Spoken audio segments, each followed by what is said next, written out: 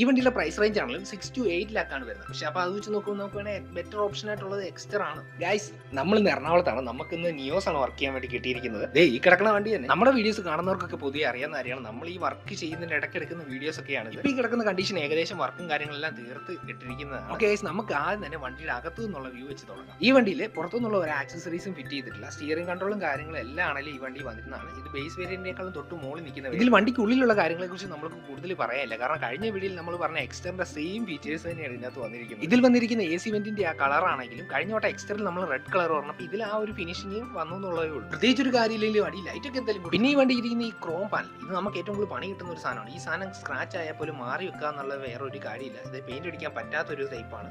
പിന്നെ ഗിയറിന്റെ കാര്യത്തിലാണെങ്കിലും AMT ആണ് വരുന്നത്. ഗിയർ ഇടാനാണെങ്കിലും അത്യാവശ്യം നല്ല സ്മൂത്ത് ആയിട്ട് തന്നെയാണ് ഗിയർ ഇടാൻ പറ്റുന്നത് നമുക്ക്. ഇനിയാണ് നമ്മുടെ പ്രധാന ഐറ്റം.